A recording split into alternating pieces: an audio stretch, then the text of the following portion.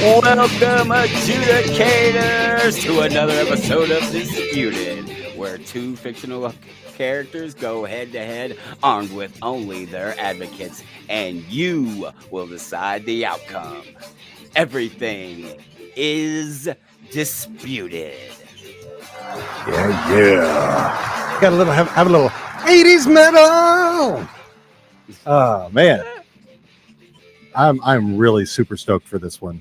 I have been since we seated everybody, because I didn't know. Number one, like I was surprised at how it all turned out as far as the seating was concerned. But yeah, it's stoked for this one. It's gonna be a good one. Hey, why don't we introduce ourselves? Okay. All right. After you, my one friend. second. I'm trying to think of what. Oh, I remember now. What's up? What's up, blurs and nerds? I'm Damon, father of two, husband of one. You may know me from such podcasts as Damon Does and In the Stack, the library podcast. I also turn dad jokes into poetry, and I am the Muggsy Bogues of the Disputed podcast. Oh my God. Okay. You got me on that one. Muggsy Bogues. Larry Johnson or Grandmama. Okay. Larry, so like That was a Larry basketball reference. Oh yeah, you got me on that. I don't know. Fuck all. I mean, I know. I watched Space Jam 25 years ago. And that was the only time I ever watched it. I am not a basketball person, so I mean, Larry Bird, I know. Michael Jordan, Magic Johnson, Kareem Abdul-Jabbar. I mean, I can name some of the big guys from a long time ago. Can you name anybody from this century? Probably not. LeBron James, maybe. Oh yeah. I got that one. That Steph Curry. Yes. Okay. See. Okay. There you go. I think I got some, but not like the dream team, America's team, or whatever it was back in the day. I think it was the dream team, wasn't it, on the for the Olympics? Yes, the dream team that inexplicably took Christian Laettner instead of Shaq. All right then. Well, could Shaq ever hit a free throw? I remember that was an issue.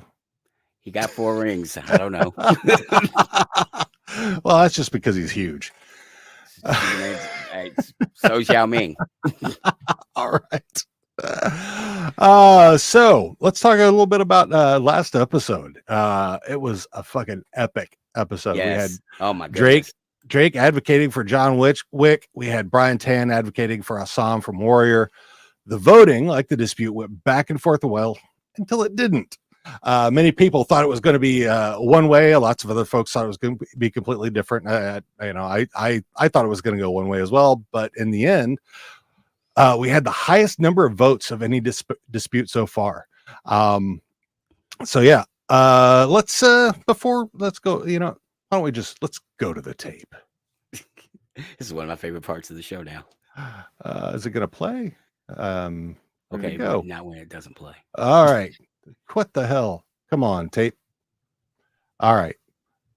I'm going to have to, I can't believe this is happening. We're going to have to upgrade. Wait. Hang on. Here's the tape.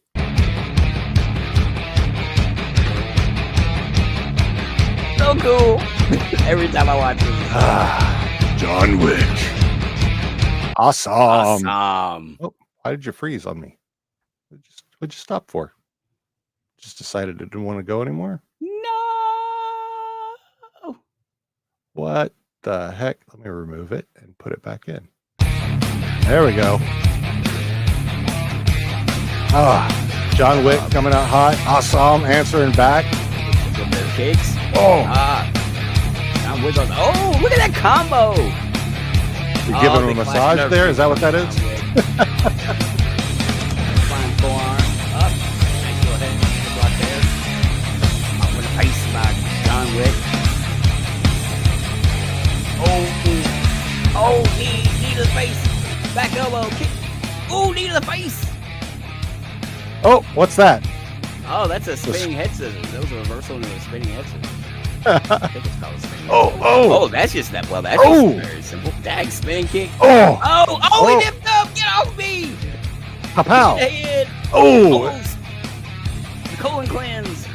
Oh! The sweep. Oh, man. It looked like There's our victor. Wow. Awesome. Pulling out the victory. Woo! Hey. Yeah. And this one got the most votes that we've had so far. It did. 58 votes. Really? Yeah. With Assam as the victor by a large margin, 70.7%. That's 41 votes on his own. Yeah. Versus John Wick, 29.3%. So huge. Wow. Yeah. Thoughts on that? This has been, we've had a lot of, with the seeding, we've had a lot of upsets in the first round. This is one this is where I thought things would kind of go, chalk, as they say in sports, where the higher seed wins. But I watched a bit of The Warrior before, the show last time. I just finished it today, and I was like, well, I'm like, well, because I had seen the John Wick movies, and and John Wick has a huge following as well. So I'm shocked. As far as how the voting went. Yeah. Because it started off awesome, and then the John Wick people showed up and ran it up. But then a lot more Assam people showed up, and I don't know if they were Assam people or they just went and they watched the recap or they, what happened. But yeah, it just hands down, bam. That's the biggest margin we've had so far, and it's an upset. That's wild, big time. Like you say, everything is disputed. That's right. So a huge congrats on the victory to our man with the plan, Brian Tan. But no worries for our buddy Drake. We're going to have him back. We'll have to have him back, I think, for the second round because we've got too many people who are advocating for two people, which is going to be a bit awkward. And so we're going to have to find somebody to do some advocating on behalf of somebody who's got too many characters. But we'll get it. So yeah, also for the video, which I love our videos every time we get those, loads and loads of thanks to Keith and Heather Mackey for the awesome WWE 2K22 characters that they make for us each episode. You can find them on Twitter at Heather Mackey 1, MAKI 1, and at Soul Freedom 10, SOL Freedom 10 on the Instagrams, and they make some very cool characters on there. They've made all the Letterkenny characters, interestingly enough. They've made a lot of characters. So they made the disputed cast. Yes, they have. They give you, they either shrunk me or gave you a few extra inches. So I don't know which one, but either way, it's awesome. I love it. I fucking love it. And we look amazing, if I do say so myself. Of course we do. Of course we do. Amazing. They did a great job. Like I get tickled every time that plays. I try not to read I try to scroll through the fast part through the script. So Globus Insider Baseball, some of the stuff is scripted, and so I scroll past it just so I can be surprised and be in the moment to see what happens because they do such a great job with the video. I love it. Yeah, they do. I love them. They're great guys, great people, love them. And I'm looking forward to more and more of these awesome videos. So, what do you say we, introduce the dispute for the evening, my friend? Okay.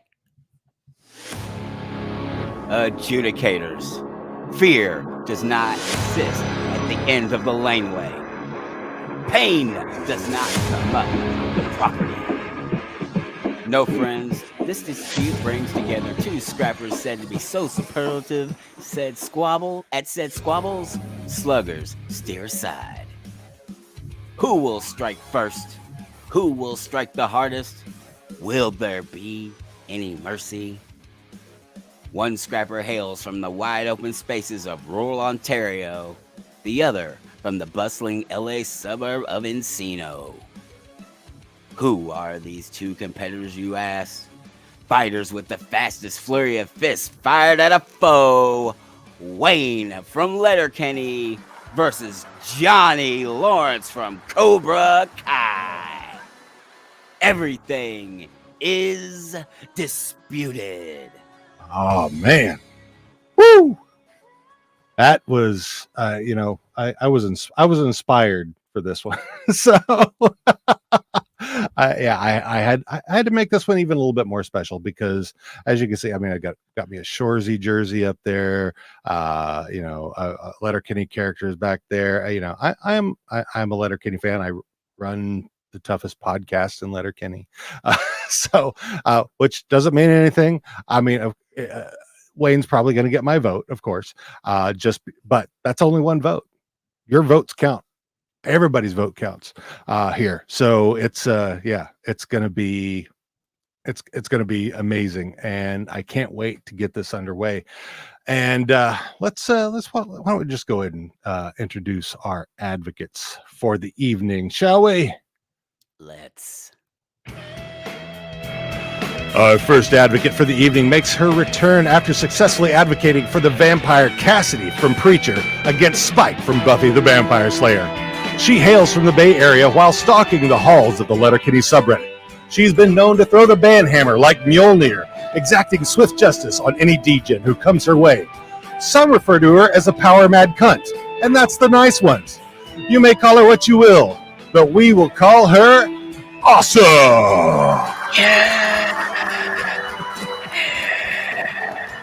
You can't see me, but I'm making fire hands. Hey, awesome. How are you now? Good, and you? Oh, not so bad. So, awesome. Tell us what you bring to the table, who you're advocating for, and what you bring to the table for them. I am advocating for the toughest guy in Letterkenny, Wayne.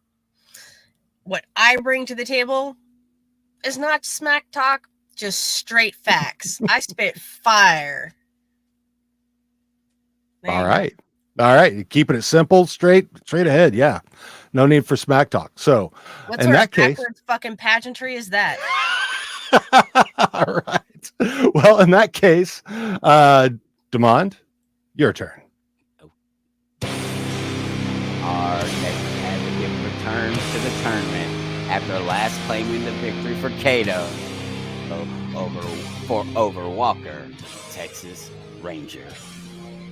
He hails from the Dallas-Fort Worth Metroplex, where he is known to be a connoisseur of both bubblegum and guava juice. The streets call him E or Ev. His mama calls him Evan. Give it up for your boy, MCE.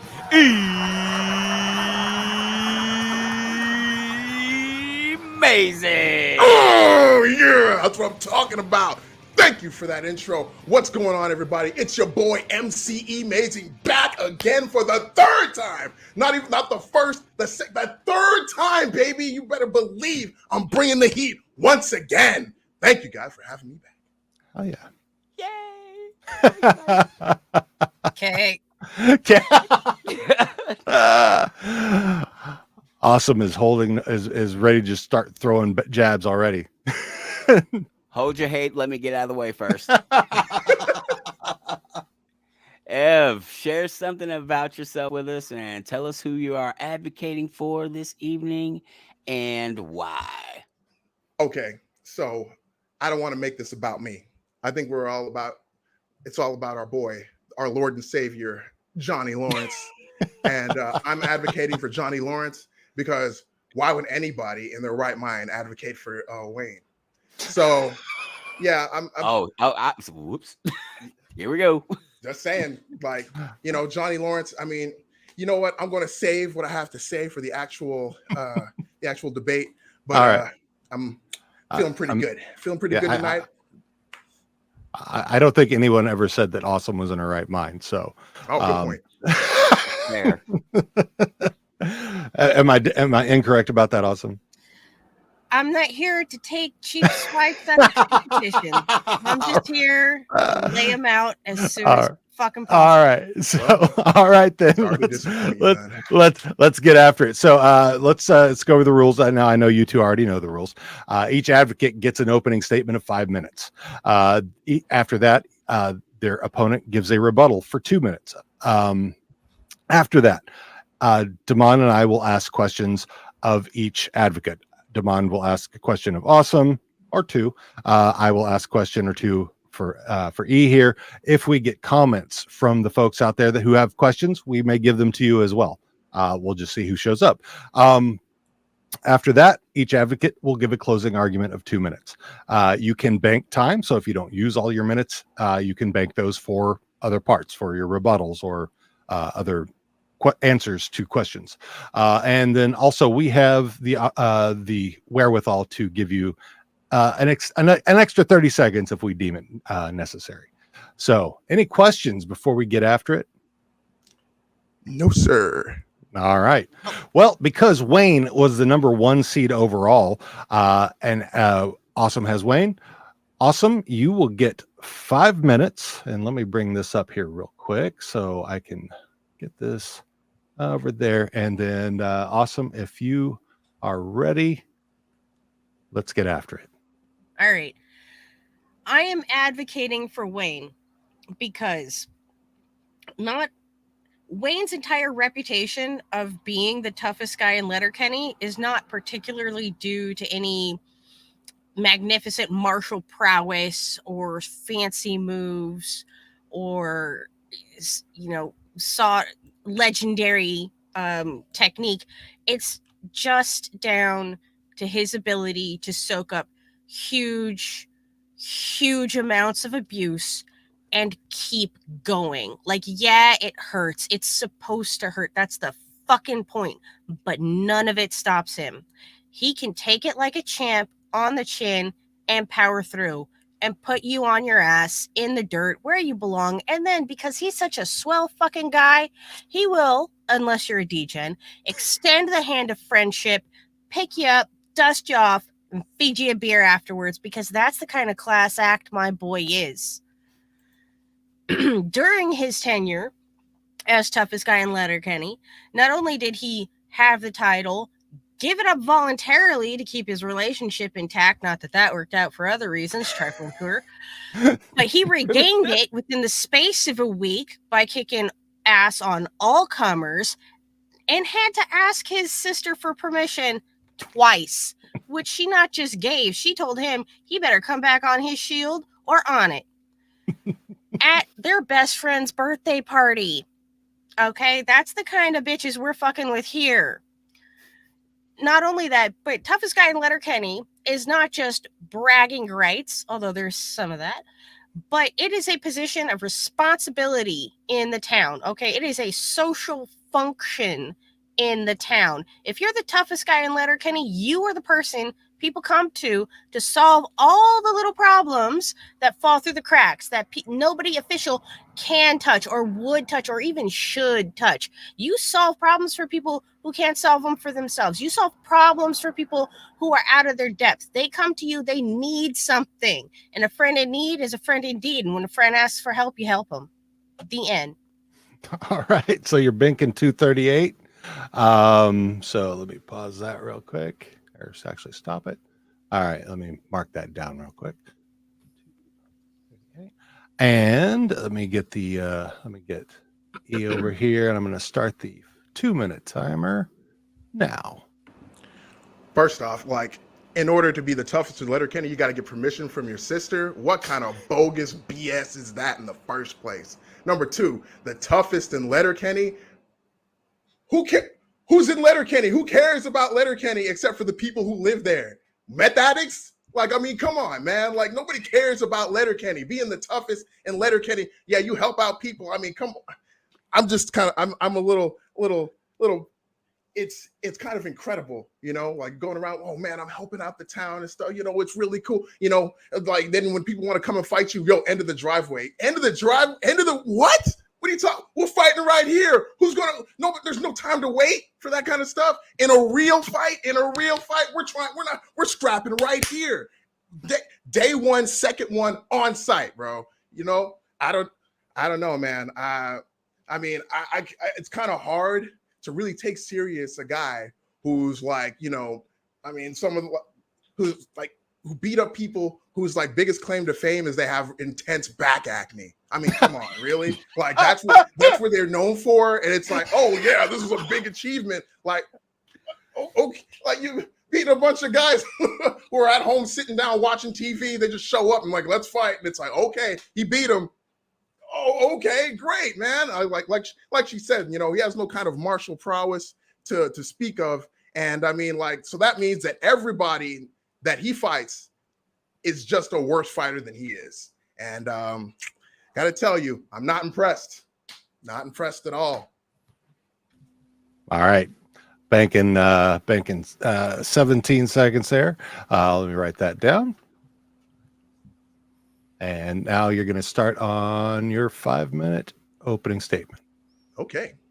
So first off, you know, I mean, like we're talking about, let's talk about like dressing, right? Like Johnny Lawrence has his look together. Matter of fact, what is this? What is this? What kind of mook will walk around a town dressed like this in a shirt like, man, get this off me. Oh, you hot dogger. You are hot dogging right now. Get this off me, man. Whew. Now, let's get down to brass tacks, all right? Johnny Lawrence, our Lord and Savior, has done much. He's done much. He's been to the bottom. He's seen the top, but he's also seen the bottom. He's had to work his way back up. He's had to be abused mentally, physically, in order to get back to a state of power. But instead of just relying on his own power, he said, you know what? I'm going to take that power and give it to the children. I'm going to give it to, have you seen my boy Miguel in a fight?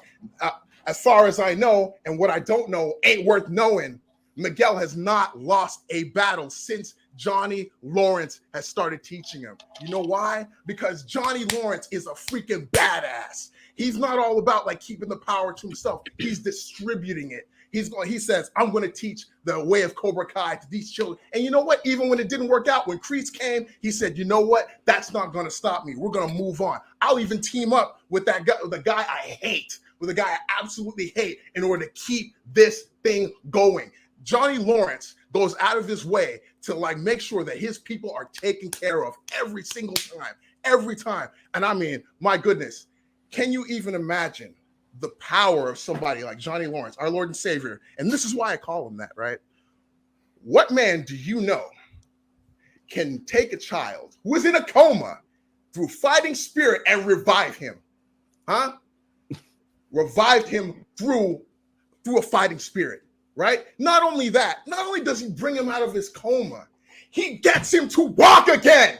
He gets this man to walk again, get to practice martial arts again. And then, my God, in the latest season, he started teaching this boy Street Fighter moves. He was trying to do the Tatsumaki Senpuken, the Hurricane Kick. Are you kidding me?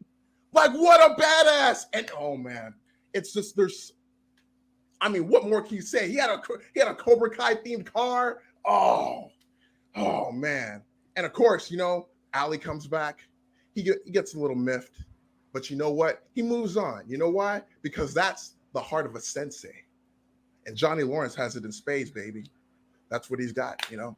I don't see if that there's anything else to say at this point, you know. I mean, thank you very much. All right. You're banking another two there. So let me go ahead and stop that. Make note To be there. fair, Hang on. Yeah. it was 202. Yeah. Oh, yeah, I know. But he's already got 238, so it's not like he's in need of anything. but you're you played straight. I understand. I appreciate the only it. thing I'm straight about. That's what I appreciate about you. So get after your 2-minute rebuttal there. So as far as I see it, even though Johnny's students never lost a fight, Johnny has lost many fights and continues to lose fights even as he trains up this unbeatable protege. Secondly, yeah, he's seen the bottom, but he got to the bottom all on his own. Ain't nobody put him down there. He found his own way there. And okay, he's found his way back, but he had lots of hands lifting him up there. To your point about, he got his fit together, he looking fresh to death, he got his ride. All that's fucking pageantry. That's fucking flash. It's no substance. Okay? And also, he loses it. He loses it to his own hubris. He loses it to his own unwillingness to compromise and communicate. He loses it to the bottle. However you want to look at it, he gives it up again and again and again. Like at the end of every series in this show, he is constantly losing something that sets his white ass back to square. And by the fucking way, I don't know how you get the fuck off calling any blonde hair, blue-eyed white man our Lord and Savior. Act right. Like, act like your mother put some manners on you, okay?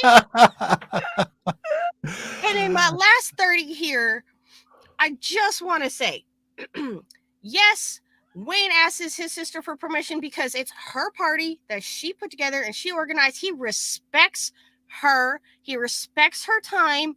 He respects her effort. And yeah, they have that kind of relationship. So what kind of relationship your man's got? All right, then. I will. Oh, he's sweating. Look at that. He's sweating. All right. All right. All right. Let me go ahead and see if I can bring you both back up here together. Let me take that out real quick. So here we go. So yeah, that how's that for you? And we're going to get into that as we go through the questions because well, you know, Damon, why don't you go ahead and ask Awesome if you have a question? Okay, so he is the toughest guy. Wayne is the toughest guy in Letterkenny. Mhm. So we're gonna say we're gonna take can Wayne, if he had to go to ElAyyy, be able to withstand the same kind of punishment after having to travel against but let's be honest, a very dirty fighter in Johnny Lawrence. Honestly, you think he's never been in a dirty fight before? Let's look at the facts. Let's look at his past fights.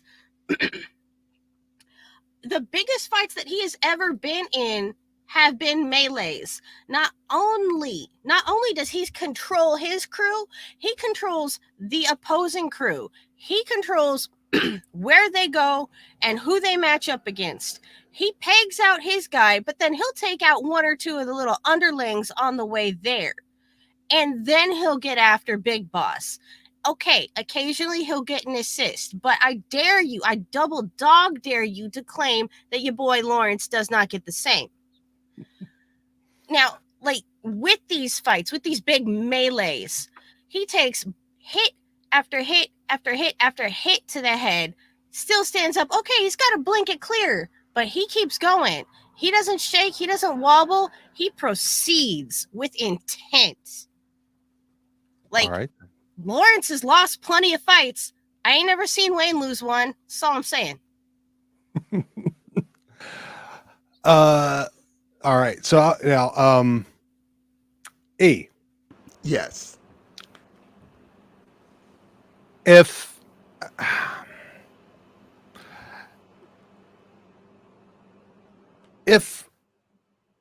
Johnny were to go up to actually, you know what? I'm going to bring this one right up right here because TR actually has the kind of question I was going to ask. How would Johnny survive a day working on the farm, choring all day? Oh man, you know our boy Johnny Lawrence is no stranger to hard work, man. You know how it is.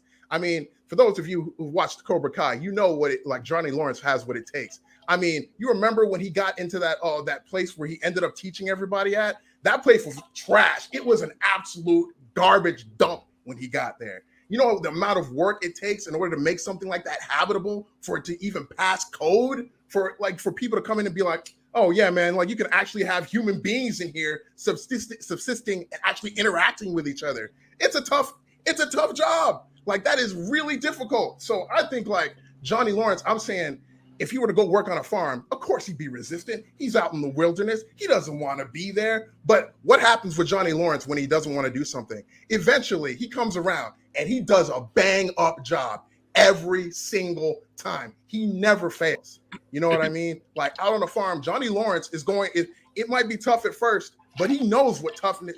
He's been abused all this time, going through having to deal with his stepfather, Kreese, you know, especially after he lost to LaRusso.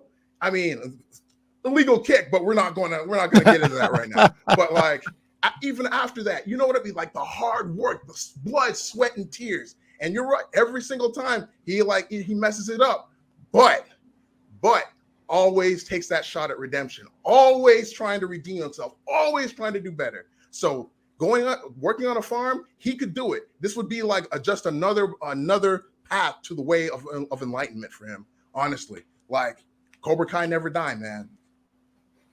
All right. Tiara has a question for you too, Awesome. Oh.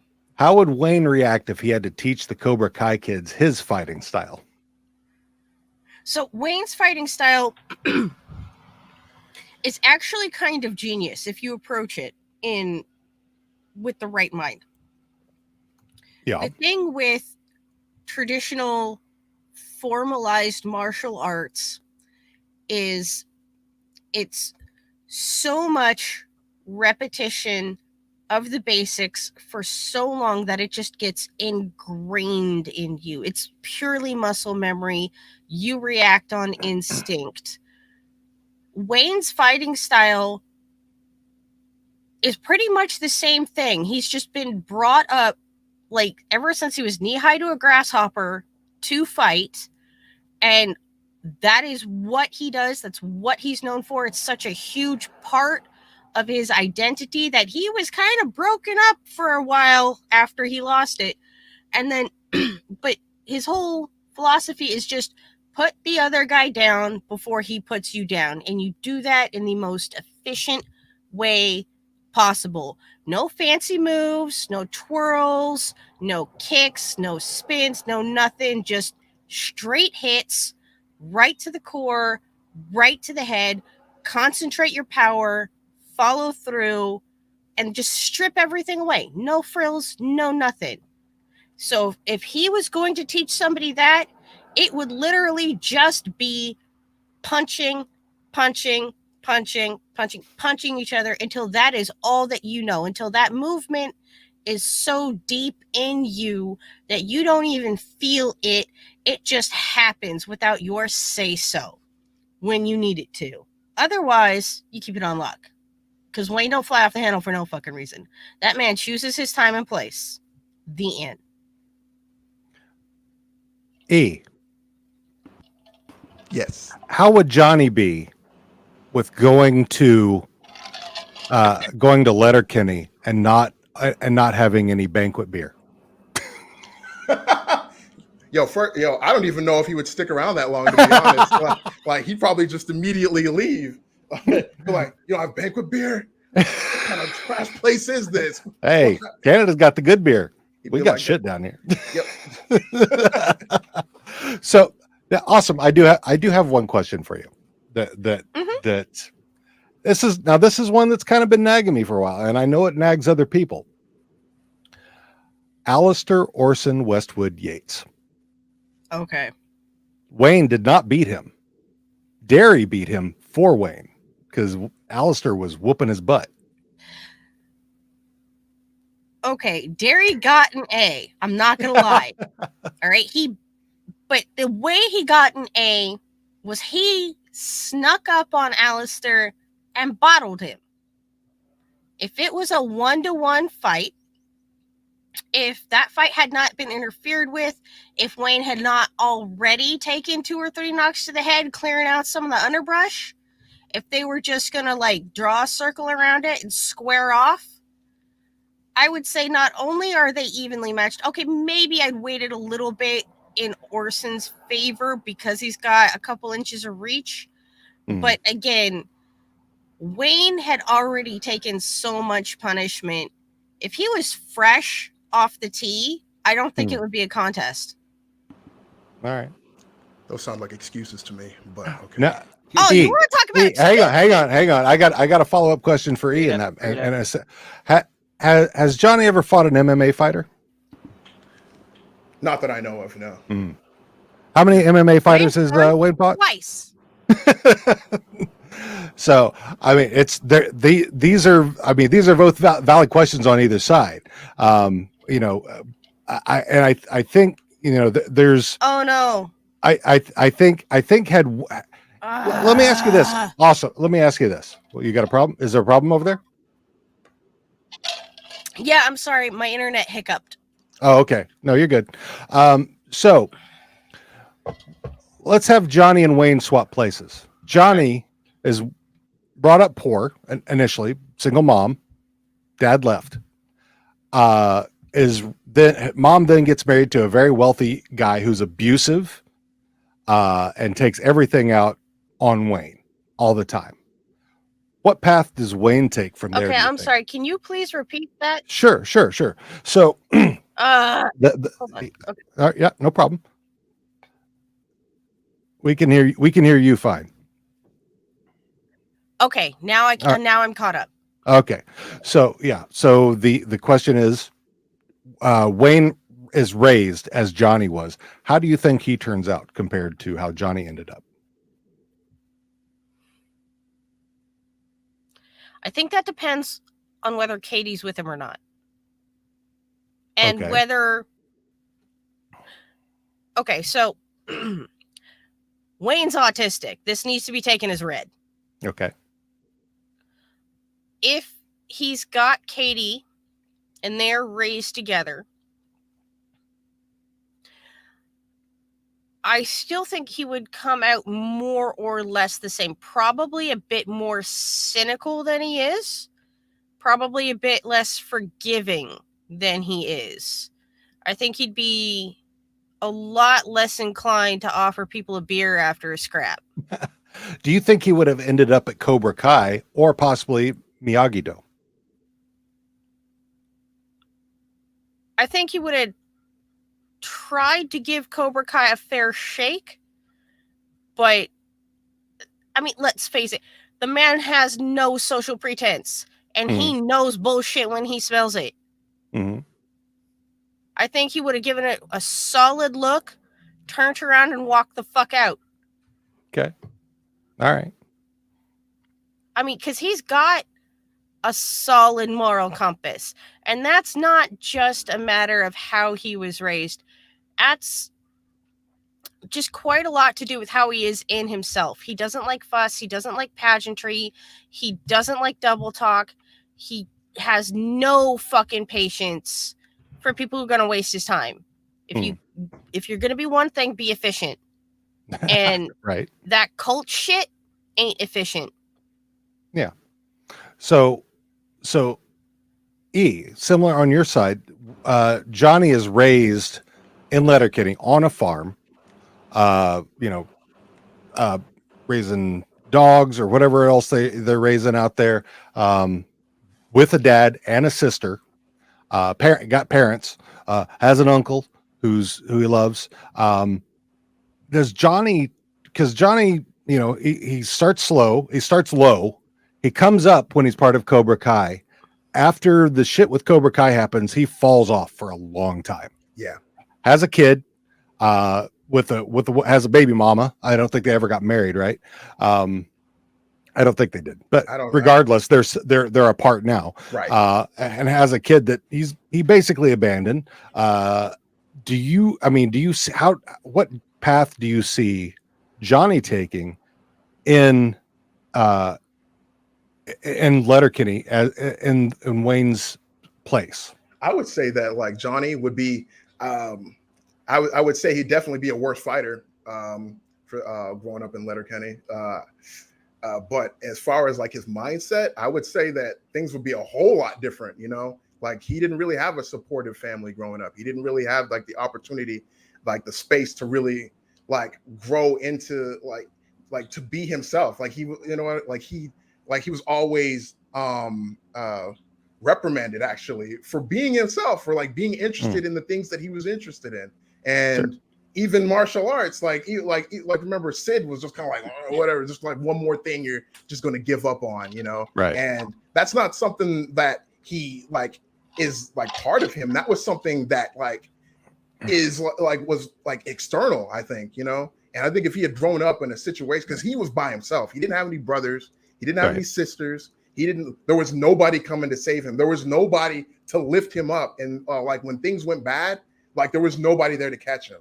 Like there was nobody. He had no support system. So the fact is that in a situation where he had more support and he had that kind of care or whatever, he could have flourished. He could have really done really well. But the fact is that Johnny was born where he was born. He grew up the way he grew up, and he has to, like, every single time he's just got to like make lemons into lemonade over and over and over again. But if he was born in Letterkenny, he would definitely be the toughest man in Letterkenny. I was going to ask you that. All right. Well, that's interesting. I don't know. Damon probably had to rush off to do some kid work because he's got some. So can't fault him for that. I've been there. Fortunately, mine are adults now because I'm old. So let's go. I'm going to go ahead and bring you back up for your 2-minute closing argument here. So let's do this. That's not you. Hang on. Bring you over there. And then I'm going to bring this back up here and we'll do 2-minute timer. And now. Okay. So in closing, I would like to say that, Johnny Lawrence came up, man. He made, like, it's a big time come up from where he was. Like I said, he didn't have the kind of support that Wayne had. He just didn't have it. And he had to work with what he had, which was like, he had to get involved with John Kreese, and he was looking for somebody to be a real father to him, right? And unfortunately, Kreese wasn't that, but he was as close as he was going to get. And I don't know, man, Johnny Lawrence, for pretty much his entire career, most of his career has been fighting other martial artists. This isn't like this random guy that just shows up and wants to fight you. These are people who are precision, who are trained people who are trained to break you down. Like the people who are trained to destroy the human body, as fast and as efficiently as possible. This is no joke, So I would definitely say that Johnny Lawrence is definitely the tough. He's the toughest.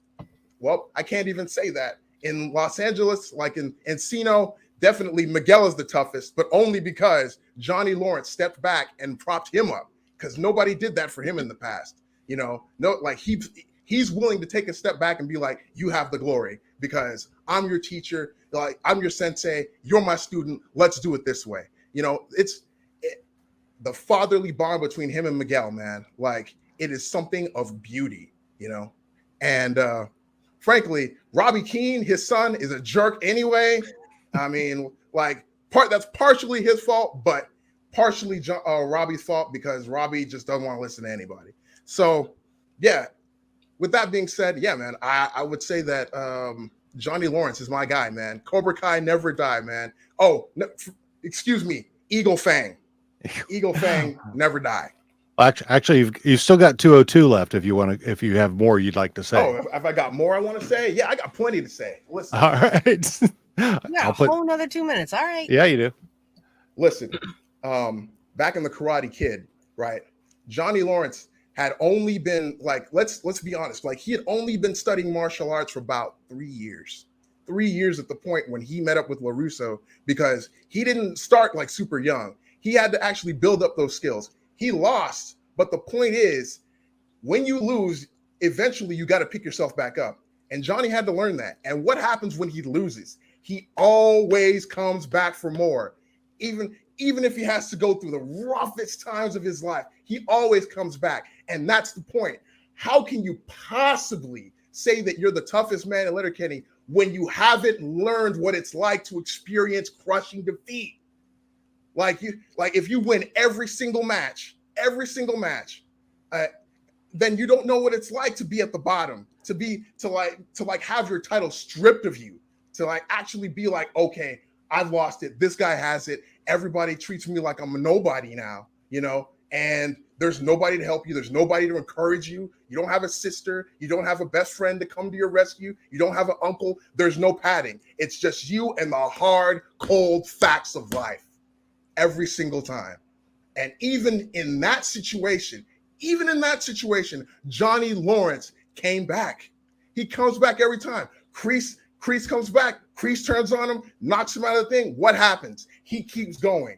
Terry Silver comes back, helps John Kreese destroy him, tries to help him destroy him. He still comes back every single time. LaRusso, nobody can stop this man, even from childhood, constantly having to strive to be the strongest he can be every single time. Johnny Lawrence, man, what more can I possibly say about this man who comes back from the brink from every single defeat, man?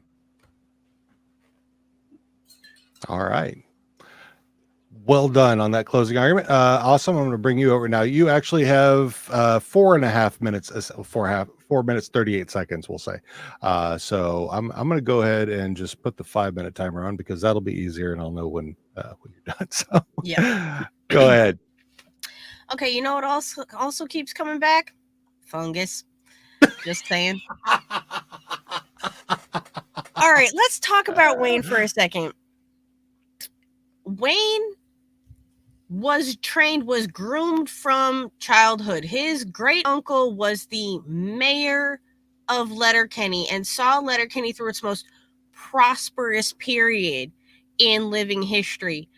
Like, if you don't think there's pressure on him to perform, if you don't think that there are expectations on him, then you are sorely mistaken.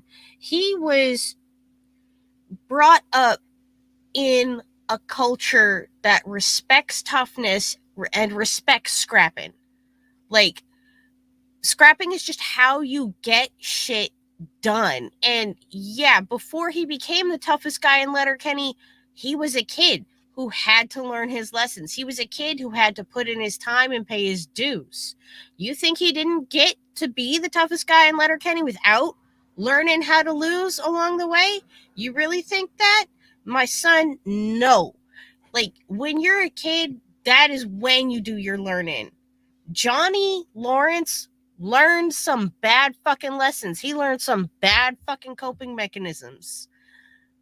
Wayne had all the same opportunities to go wrong as Johnny Lawrence. He grew up in a small rural meth town.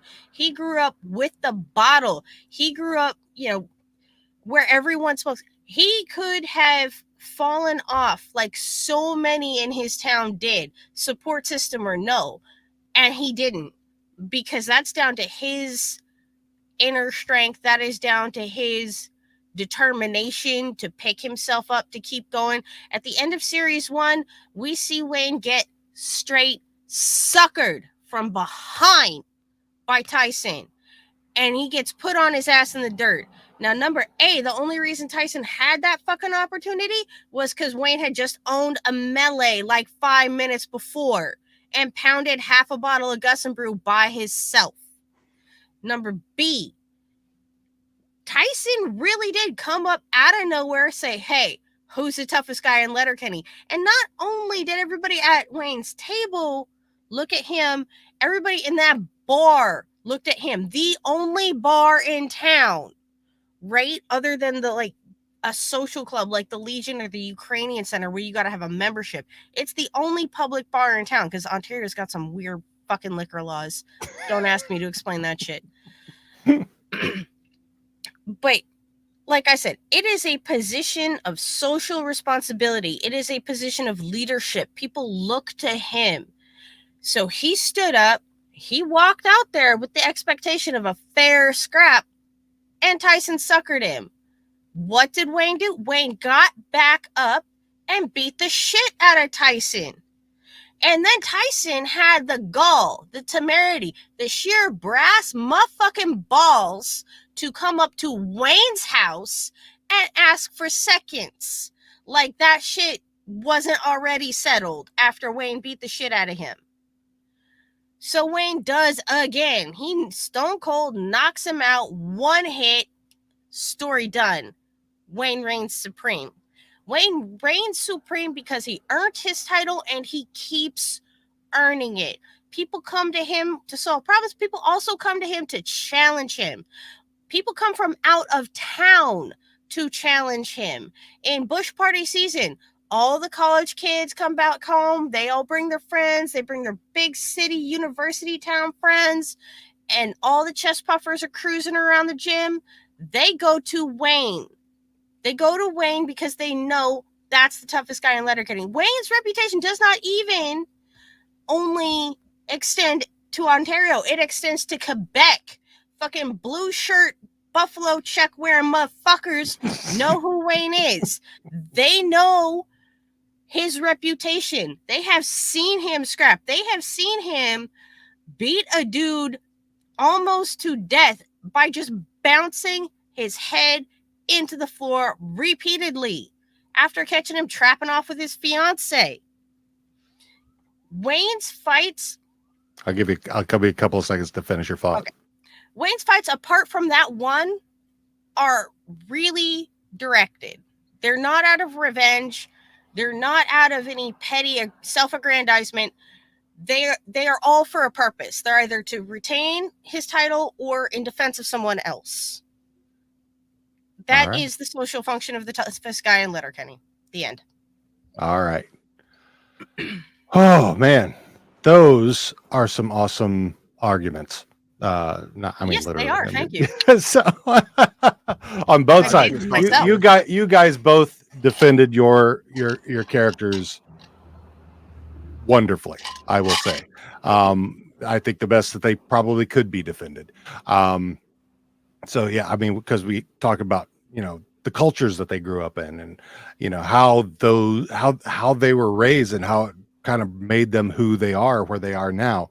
I mean, I could easily see, if Wayne was raised on his own and Encino under the same situations, by the time he's Johnny's age, he's, hard on, drinking a case a night and feeling sorry for himself in a shitty studio apartment in Reseda. So it's Reseda is a shithole. Oh yeah, I've been around. So look, but yeah, I'm not gonna lie, anything south of Bakersfield's a shithole. But yeah, it's and I could see, I could see that also that Johnny would flourish if he'd been raised in the same situation in Letterkenny. I mean, had he moved there, he'd probably end up being a degen on the degen side of things. But yeah. I think how they ended up being where they are and where they were raised, and still both having a very similar fighting spirit, not backing down. I mean, I know Johnny has, he's finding his way still. I think Wayne has found his way. He's confused by lots of things. That's his, that's his autistic side of things.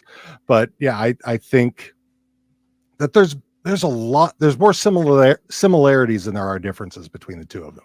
Yeah. So yeah, I know you're away a bit there, Devon. You have any thoughts before we move on? I don't. I'm disappointed I missed most of this, but the whole thing is father of two, husband of one. So father of two had to come first. So. That's what I was thinking, and I don't fault you for that at all. So that's what I appreciate about you, Dean. Yeah. Awesome. Or E, do you have questions for one another?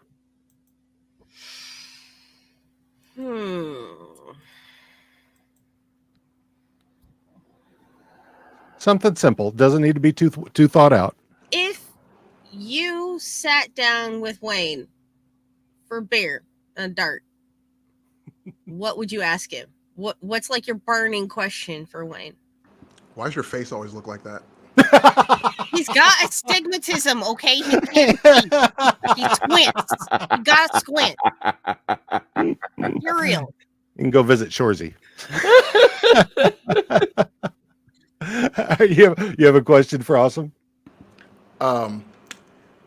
Those losses that Wayne might have accrued as a child, are those like actually shown or implied?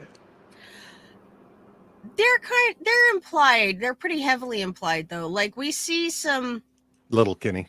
Yeah, in Letterkenny, he is definitely picked on like by older aggressive students in his school for his speech impediment, for his autistic traits, for the fact that he gets one-on-one time with his teacher, the fact that he gets like speech therapy and physical therapy, shit like that. And largely because he is very much a loner, he finds it difficult to connect with people. He finds it difficult to talk to them, to make eye contact. Before he meets Derry and Dan, he spends most of his time on his own or with his little sister. And that gets him a lot of shit. True. Okay. All right. Good answers on both parts. All right. So yeah, these were this was all I had hoped for. So yeah, I think this was brilliant. And I'm really looking forward to see how the votes turn out on this. I know both franchises have fandoms that are huge, and very much love their characters. So we'll see how this turns out. I mean, if we can surpass the 58 vote mark that we just had with John Wick and Assam, I mean, yeah, that I could see that happening here because they're two very active communities. So before we go though,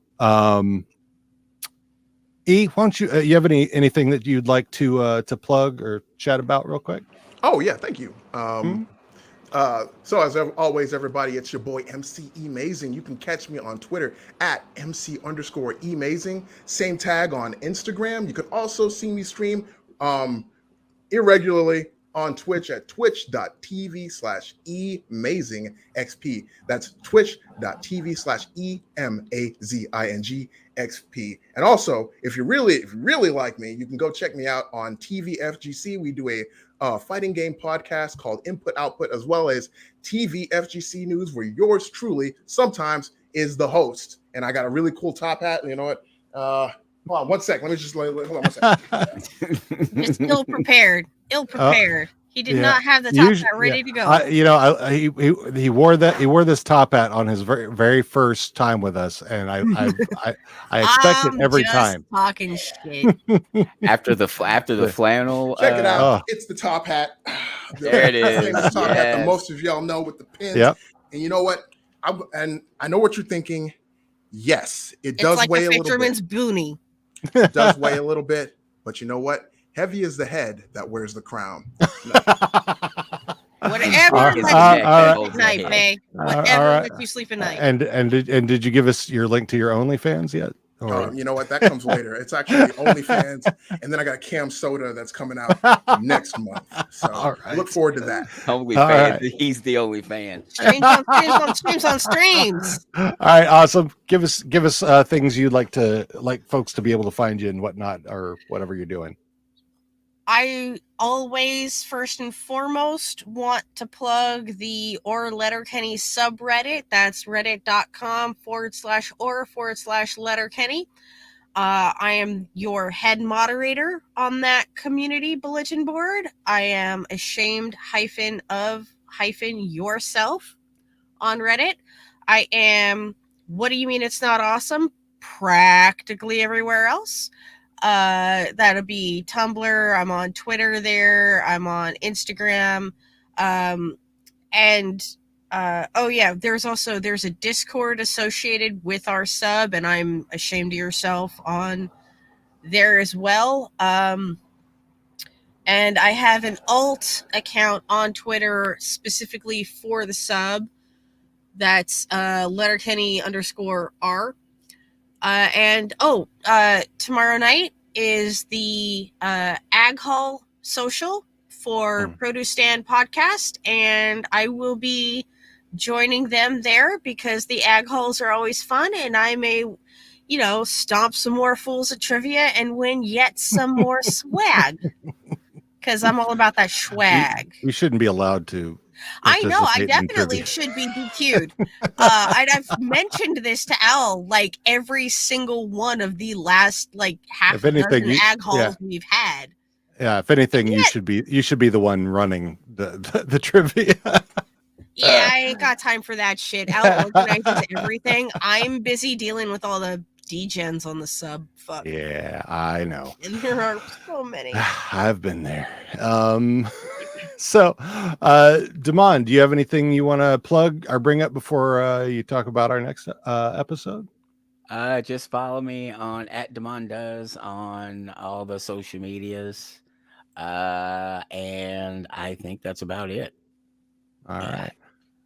So go ahead and let's talk about the next episode.